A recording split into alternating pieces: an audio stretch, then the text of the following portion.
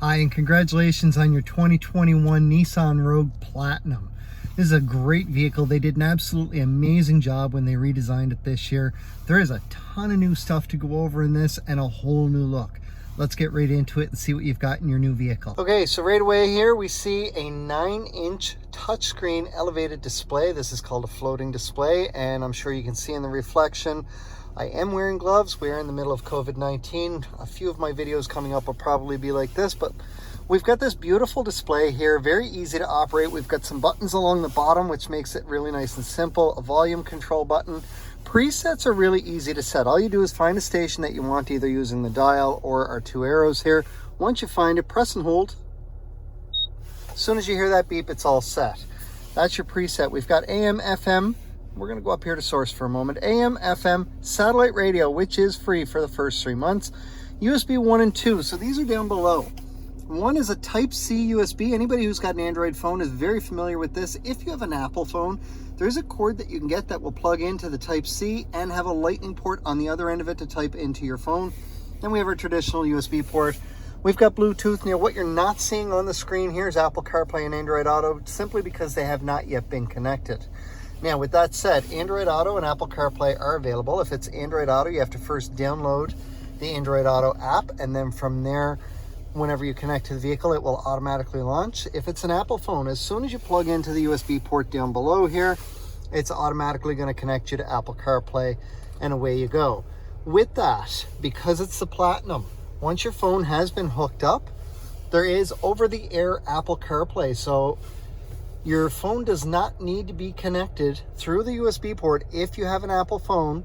If you want to use Apple CarPlay, it will work over the air. Now, down below there as well, we do have a wireless charging system. Now, for this, you want to make sure that you don't have anything too thick on your phone. For instance, if you've got a thick case or you've got a pop socket, it's going to prevent your phone from being able to charge there.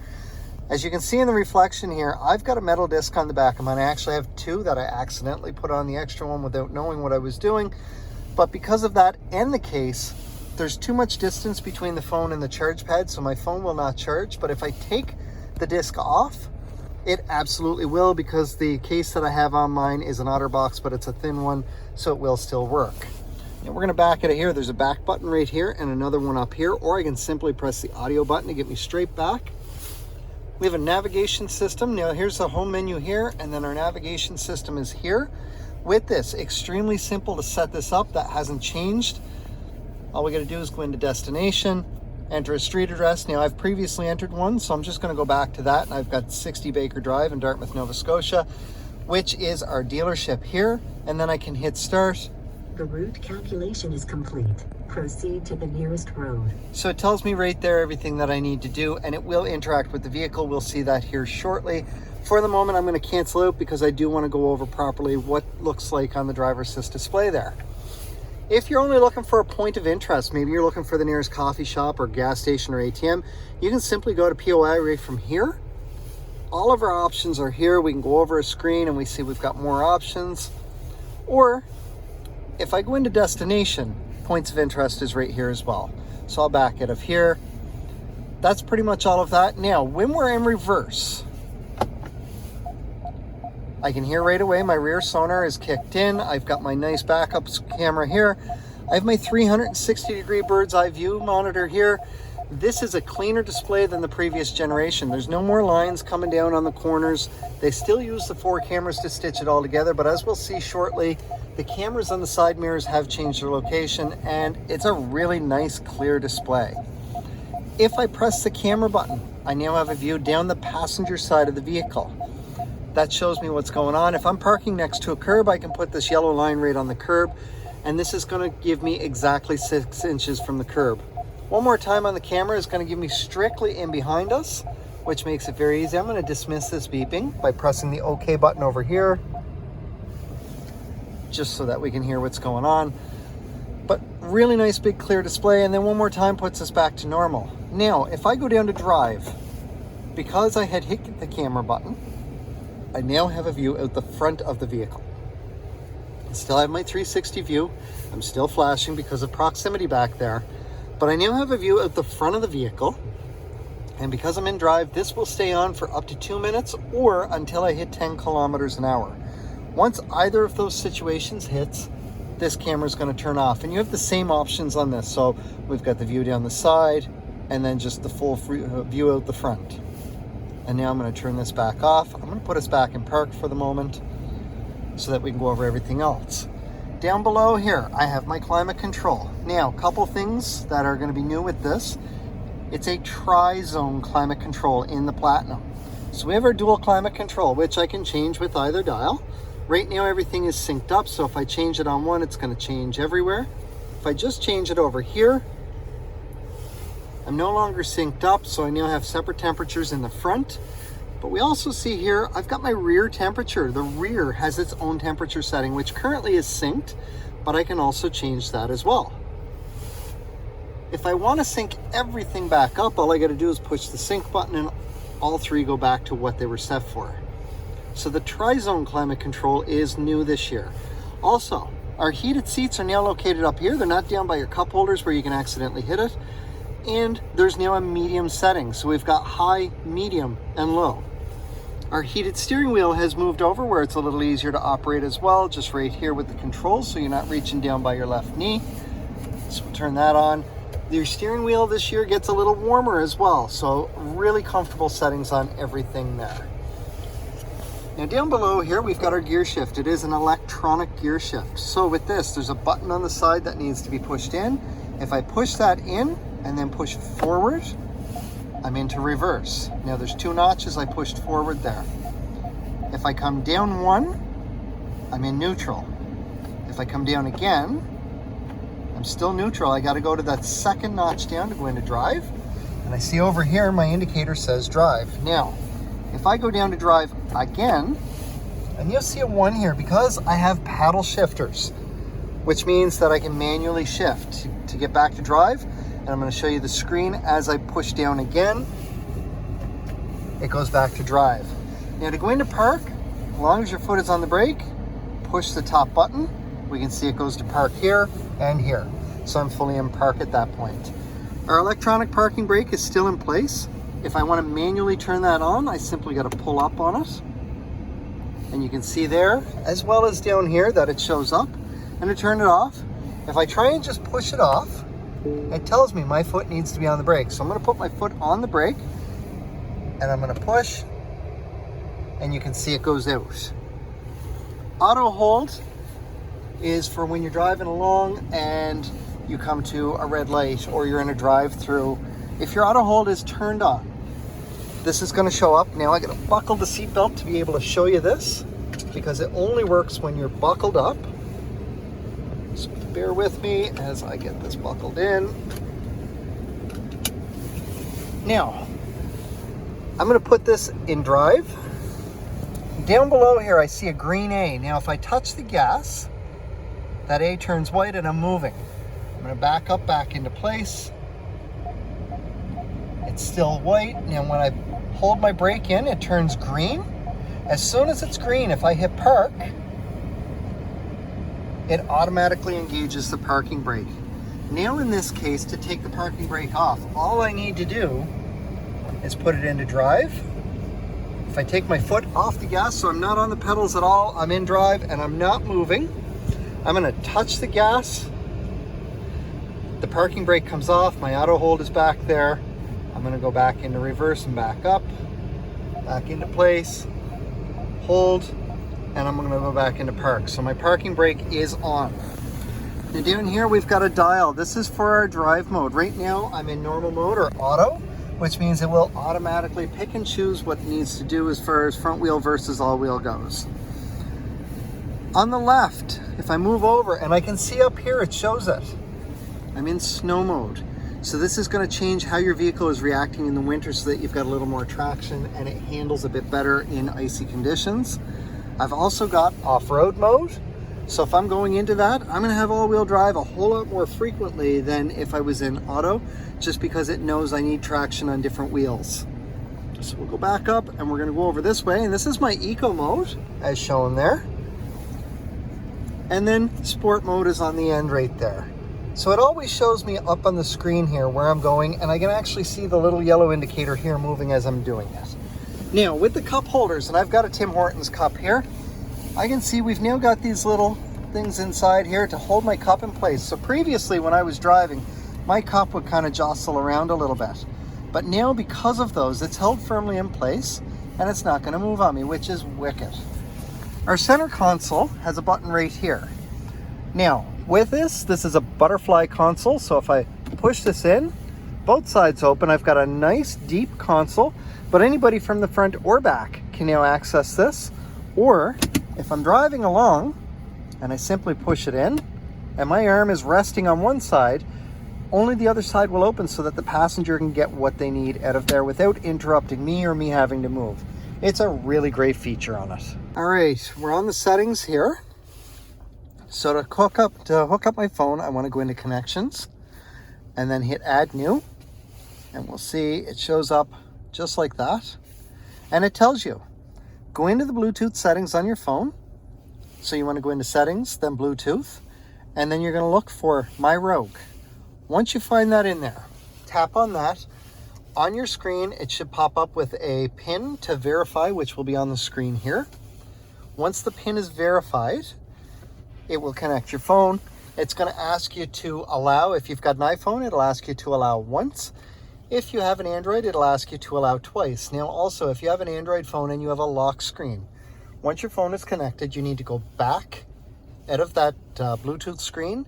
You need to go down to security. You need to find your smart lock settings. Once you find smart lock, you want to add a trusted device. The trusted device is going to be My Rogue. Once that's connected, then everything should work just fine. One last thing to go over here on your infotainment system. When you get home with your new vehicle, go into the settings. On the bottom here, hit info.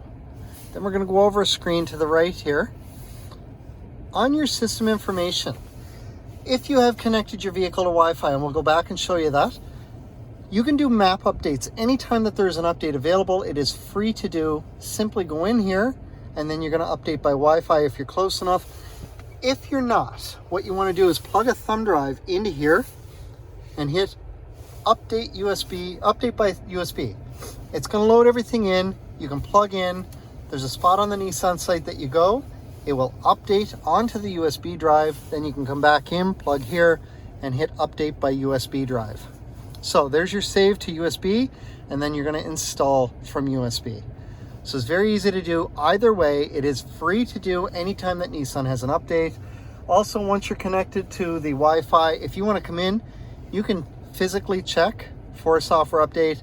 I do recommend leaving it to auto so it automatically does it anytime your system connects to a Wi-Fi spot. To connect to a Wi-Fi, we're going to come back under connections.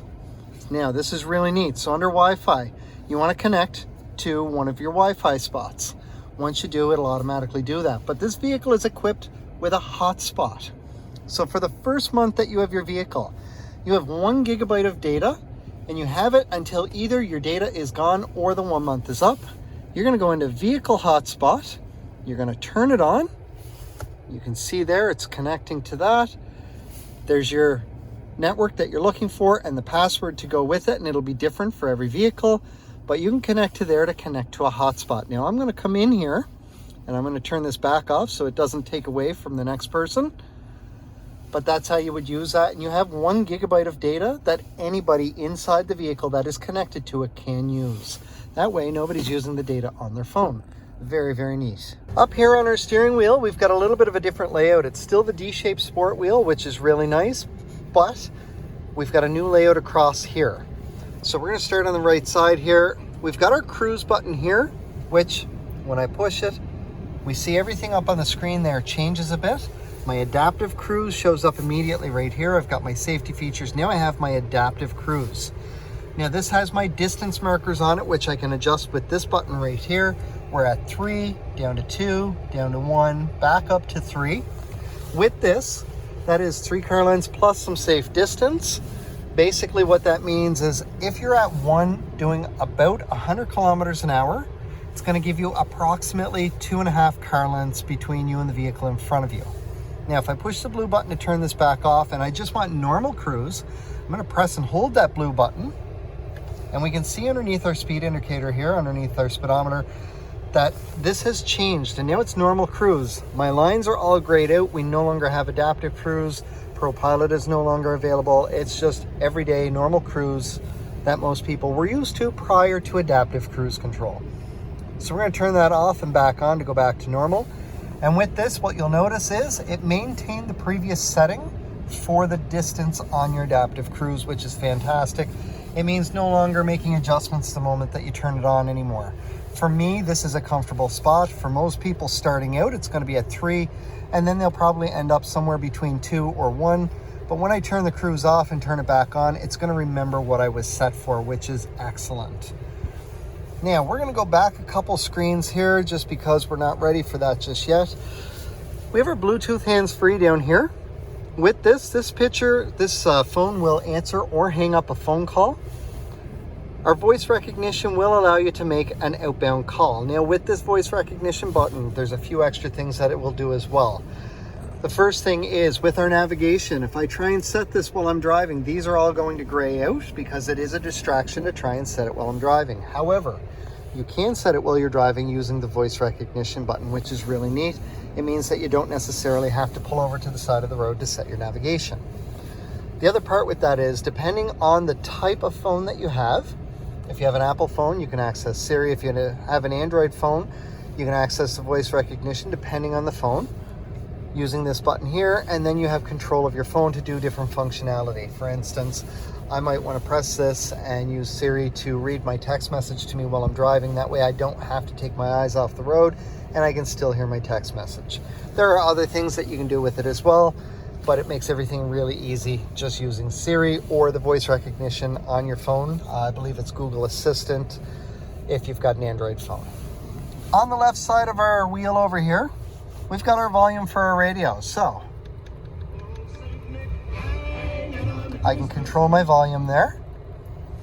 I've got buttons for my presets. Now I can see on my home screen up here, I do have radio info going on here, so I can see what's going on. Now, I'm going to switch this back over to audio.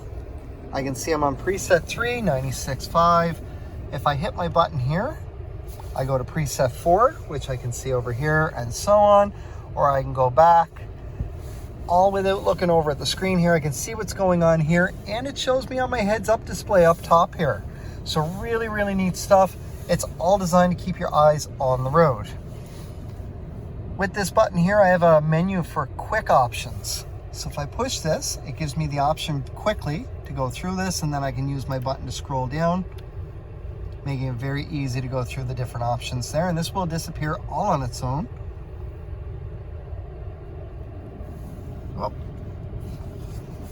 And then we're going to get up to the OK button with the arrows around it.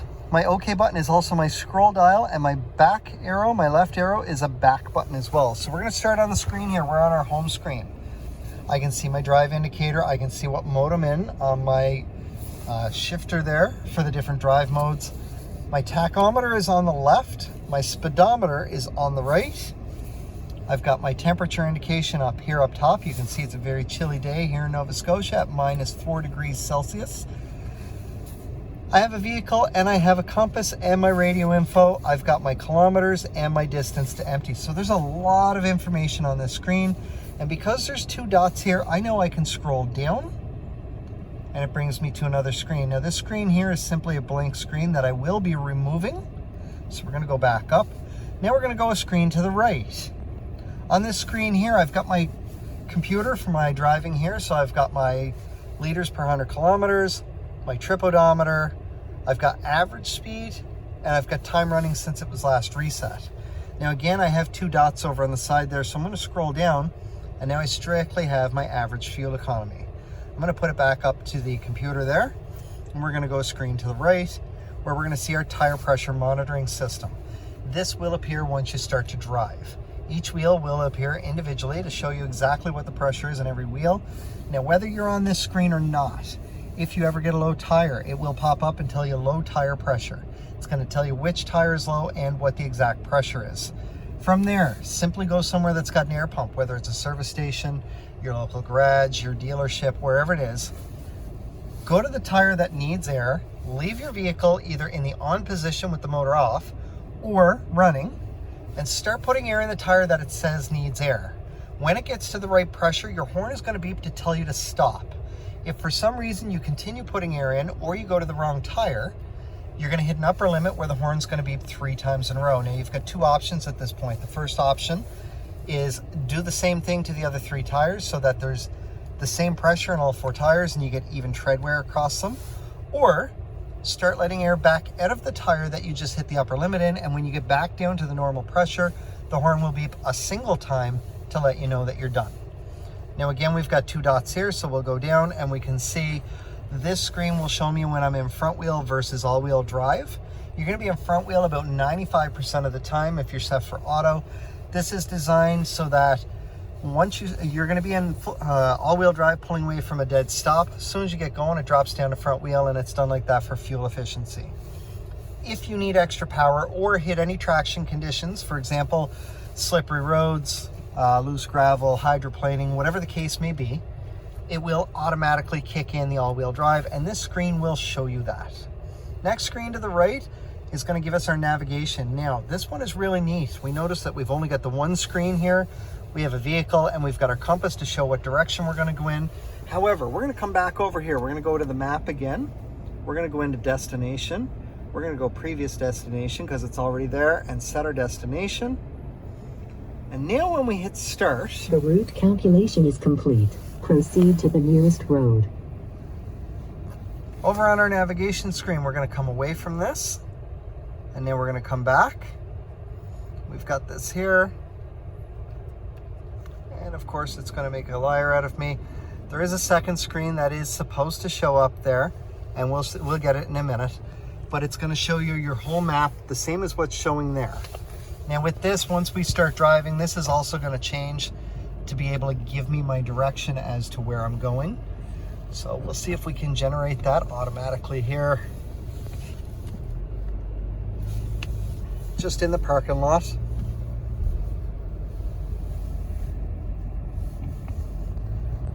We'll come back to that in a minute, but it will show you an arrow and the direction of what you're going, which is really neat. It may actually be a setting that I got to turn on first, but we'll check all of that in a couple minutes and we'll get that all sorted out, and I will show you that screen. Follow the road for 100 meters.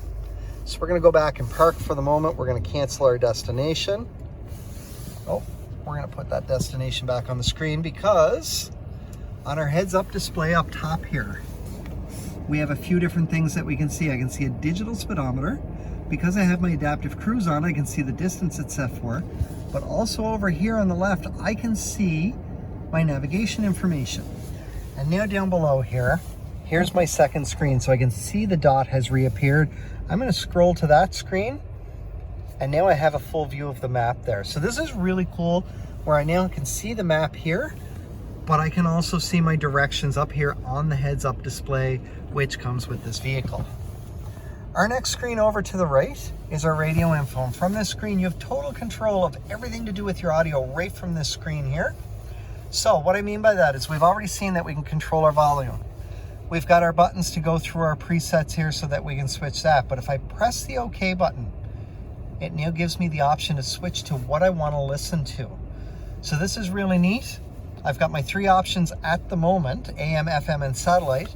If my phone was hooked up through Bluetooth, that would be an option. If my phone was connected to Apple CarPlay, that would be an option, or Android Auto. Or if there was something plugged into one of those front USB ports, that would be an option as well. So lots of options, but again, I can do all of that right from my steering wheel without ever doing anything to look over at the infotainment system. Next screen over to the right has a few different screens here. I see 3 dots. So we see the adaptive cruise, which is fantastic. If I go down, speed limit sign. So as I'm driving along and pass by a speed limit sign, it's going to post that right here. It will look exactly like the sign does, and it'll tell me exactly what the speed is. That's really neat. And that will also post up under the heads-up display right underneath your speedometer there. And then at the top, we've got a screen here for all of our safety features, and there's no shortage of safety features on this. So we're going to go over those right now. First thing that does not show up on here is in the Platinum, you have 11 airbags. So we've got our standard airbags in the front for the driver and the passenger. We've got knee airbags, we've got curtain airbags.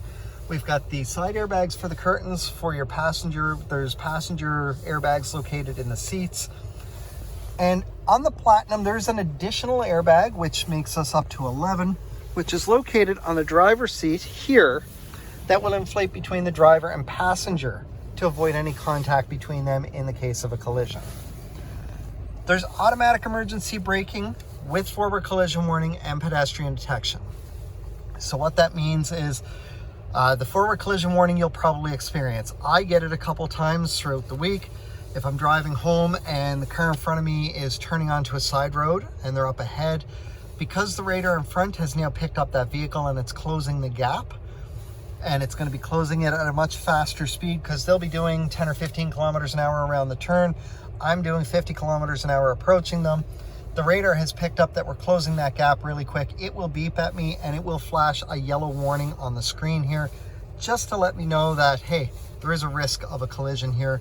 The car up ahead finishes rounding the turn and that all goes away and nothing else ever happens. The intelligent emergency braking or automatic emergency braking portion of it, AEB, is the next evolution of that. So when that beeping starts because of that imminent collision, if you continue to close that gap really fast, so if the car in front of you is piled on the brakes and you're closing that gap really fast, inside the vehicle it beeps at you, it flashes the warning. As you continue to close the gap faster, the gas pedal will push back against your foot a little bit, but you're not going to feel it because your foot's lifting to go to the brake. The warning's going to switch from a yellow to a red as you close the gap, and if it needs to, it is going to start to apply the brakes for you to help avoid or minimize an oncoming collision. That's your automatic emergency braking. Your pedestrian detection works the exact same way with two exceptions. The first one is it's going to happen much faster. The second one is instead of starting to apply the brake, it's going to fully apply the brake. And the whole point is the car in front of you that has jammed on the brakes still has some forward momentum. The pedestrian who's walked out in front of you without paying attention does not. And we're hoping to avoid giving them forward momentum. The next thing that we have here is our lane departure warning with a haptic steering wheel. So if I start to drift out of my lane, my steering wheel is going to vibrate to let me know I'm drifting out of my lane. It's like hitting the rumble strips on the side of a highway. That functionality works at 60 kilometers an hour or higher, and it needs to be able to read a line on the road. Our blind spot indicators are now out on the corner of our mirrors. So I'll roll my window down here just to show they are right here on each of the mirrors. So with that, when there's a vehicle in your blind spot, those are going to light up and stay lit up a dull orange. If, while it's lit up, you signal to move left, it's going to start flashing and it's going to beep inside the vehicle. If it's flashing and beeping and you try to move left, your blind spot intervention is going to kick in and try and prevent you from turning into that vehicle that's in your blind spot. It's actually going to fight you with the wheel because there is something in your blind spot there. That way, if maybe your music was too loud, you didn't hear the beeping and you didn't look out to see that, it will fight you a little bit to let you know that there is something. It's trying to give you an indication. You need to have a look over your shoulder. There is something in the blind spot. We have rear cross traffic detection on this, which means if you go to back out of a parking spot and there's anything coming at you from either side within approximately 2 car lengths inside the vehicle, it will beep, and whichever side the movement is coming from, the blind spot indicator on that side will be flashing to let you know. We have rear sonar, so we already saw that. As you're backing up and start to get close to something, it's going to start beeping. Once you get to the point that you hit the steady tone, meaning you're right down near those red hash marks, if you're still moving backwards, it is going to fully apply the brakes about a foot away from whatever's behind you. And it's designed like that to avoid making contact. That is your rear emergency braking. Now, there is sonar all around this vehicle because it is the Platinum. So as you get close to anything in the front or back, it will be beeping at you. Our next screen over here is our settings. Now, one thing I did not mention yet is your headlights are auto headlights, but you also have high beam assist. So there is sensors right up here, which will dictate if your headlights need to come on or not. And I don't have anything with me to cover it at the moment, but when they automatically come on, which we see they're set for auto, you have high beam assist. So with your high beam assist, if I flash my lights, I can see right there, the lights are on. Let's see if I can trigger this. hopefully get the lights. Okay, there's my lights. And if I push forward to the high beam position, I've got my high beams. Now I'm gonna push in on my little indicator here. Now I have high beam assist. So my headlights are on and I now have a green bullet here. What this means is when I hit 40 kilometers an hour or higher while I'm driving, and I have high beam assist on, providing it's dark enough out, which it is not today. What's gonna happen here is the high beams will automatically come on when I'm in a dark enough area, except if there's anything up ahead of me in terms of a vehicle that has lights on. So whether it's going the same direction or coming at me, the high beams will automatically turn back off. That's your high beam assist. So we're gonna turn the headlights back off just by uncovering that. They should go back out here in a second, but we're gonna go into our settings by pressing the dial here, which is also our OK button. The vehicle dynamic settings I'm not worried about. Driver assist, we're gonna go in and we're gonna make sure everything is on. So steering assist is on, that's your Pro Pilot system. We'll talk about that in a second. Lane departure, the warning and prevention is turned on. So now I'm gonna hit my back button here to go back a screen. Blind spot indicators are on with the warning and intervention. The emergency braking is on for the front and rear. And we can see speed limit sign and adjust by route are both on. Now the adjust by route is going to go hand in hand with the navigation and the new Pro Pilot with Navi Assist. Speed limit assist is set to auto. You can set it for manual or off. Parking aids are all on, which is what we want. And again, any of these can be turned off. You can adjust the volume for the beeping and the distance for the rear emergency braking. Cross traffic is on. Driver attention alert. So driver attention alert, if you're driving along and you're kind of moving, you're adjusting your steering a few different times on your route, it will pop up with a coffee cup and say time for a break, because it recognizes that you might not be as alert as you should be. Timer alert, we're gonna leave off. Temperature alert, it's just our snowflake up here that will appear at 3 degrees Celsius or lower. It's telling you there's a risk of black ice or slippery roads, and that's everything there. So we're gonna go back a screen. Personal display, I'm not touching, I'm just leaving it as is. That's just gonna display what's here. I want it to display whatever screen I'm on there. Heads up display.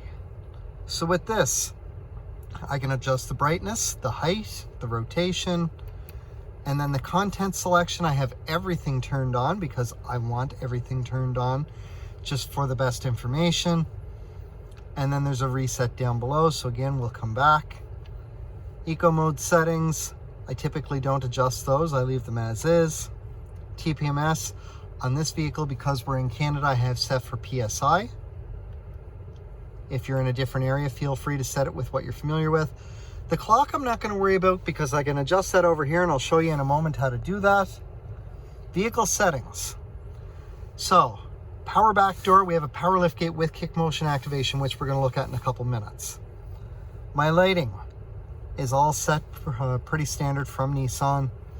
My locking, on the other hand, is set so that, true to Nissan, when you turn the vehicle off is when it will automatically unlock all the doors.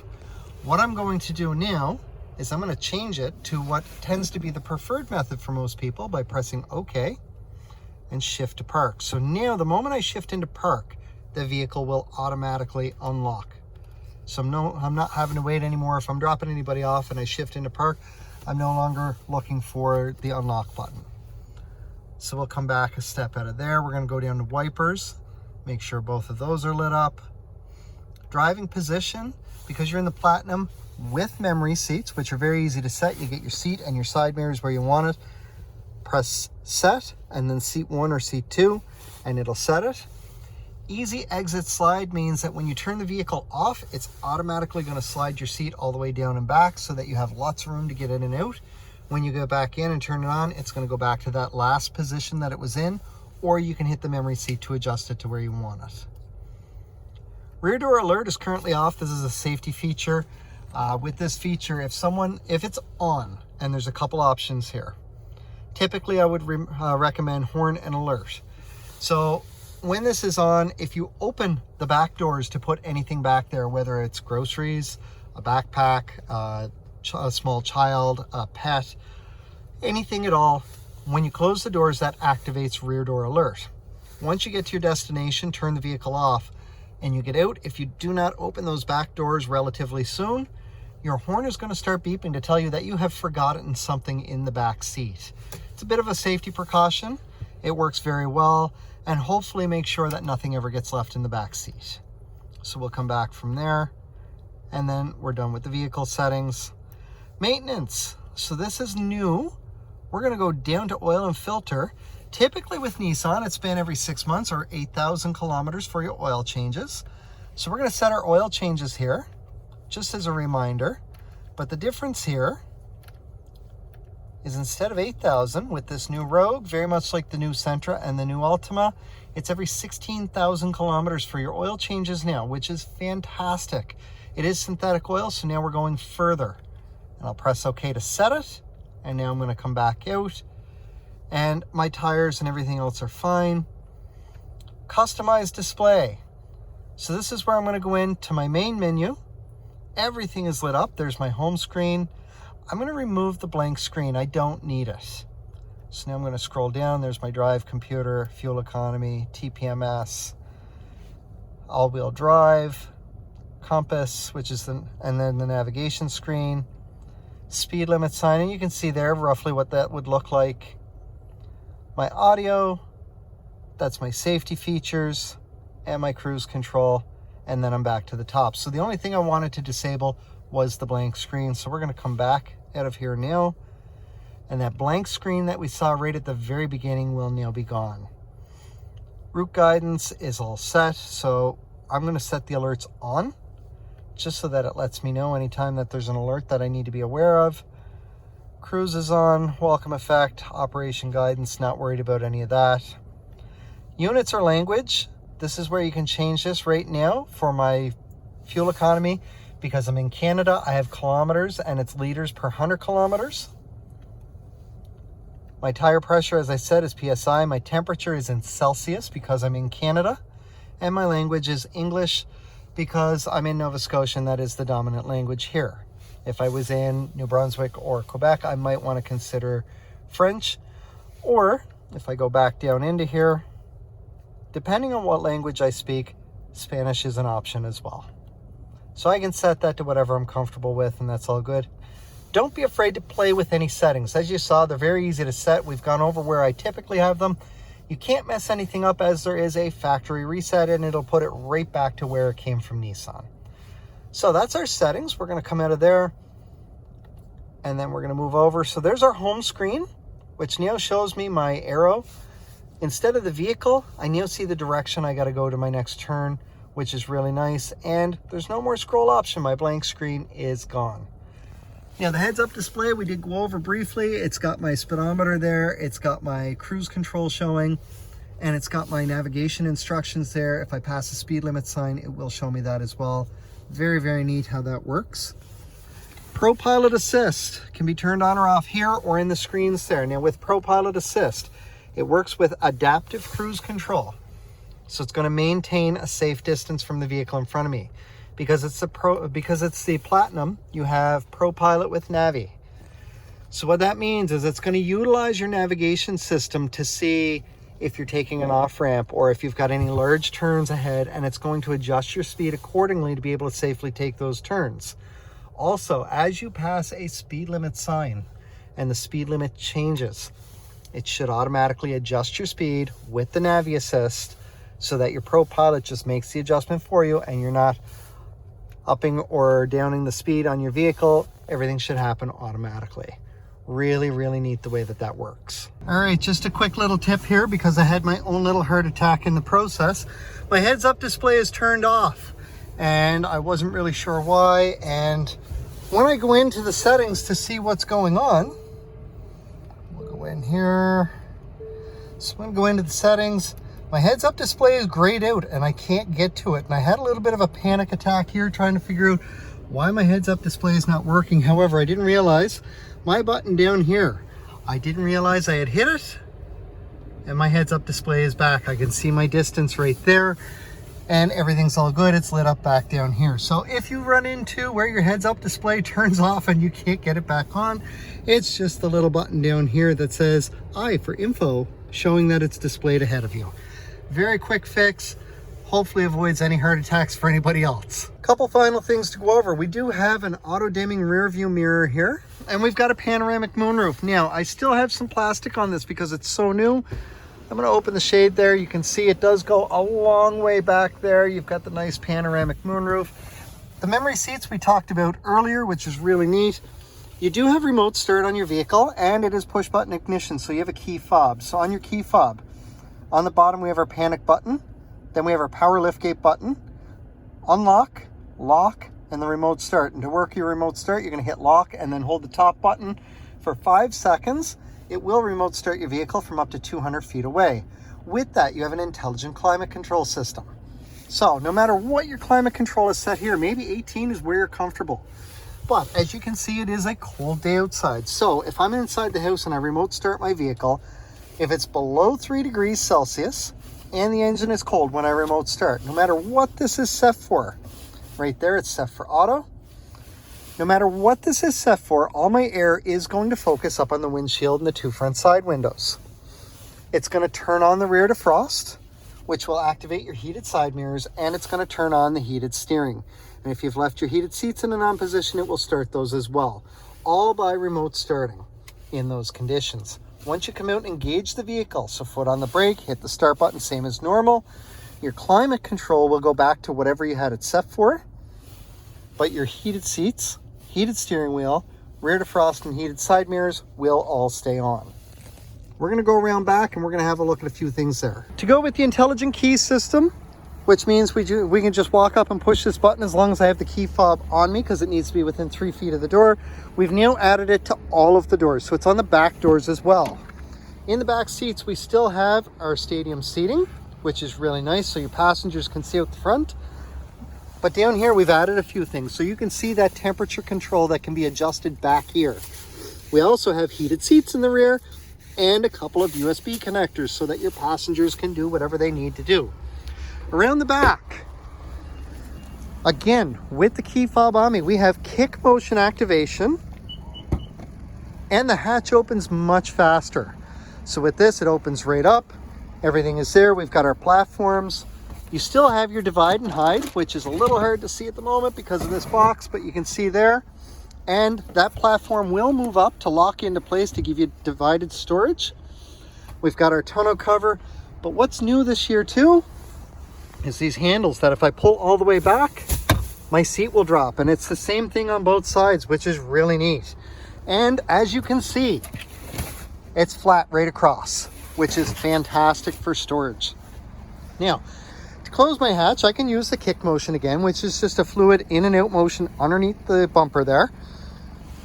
Basically, you want to do it directly below the license plate or below this, just for reference points. I can use my key fob to open or close it. I can use the button here, but this is new. We've got this lock button. So if I push this, my liftgate will close. And as soon as it closes, it's going to lock the vehicle. So I just heard it lock. It's locked automatically. There's no more waiting around for the hatch to close before I hit the lock button. Everything is fully locked up. So I'm going to hit this once to unlock the door that I'm at, a second time to unlock the entire vehicle, and I can hop back into it. Congratulations again on your 2021 Nissan Rogue Platinum. As you can see, there is a ton of information on this. I hope this helped you get through your new vehicle. As you can see, we're in the middle of COVID, so processes for delivering a vehicle have changed a little bit. Hopefully this helps alleviate some of that stress of getting into a new vehicle that's got so many features on it. But if you still have any questions, please don't hesitate to contact me. All of my contact info will follow on my business card. You can call, text, email, or if you're in the area, stop by at 60 Baker Drive in Dartmouth, Nova Scotia. We'll do anything that we can to answer any question for you and go over what we can with you. Congratulations again. I hope you really enjoy your new vehicle. I know I'm absolutely loving this. The comfort level is through the roof. I've got more leg room than what I did in the previous one, and the features are spectacular. Hope to hear from you soon.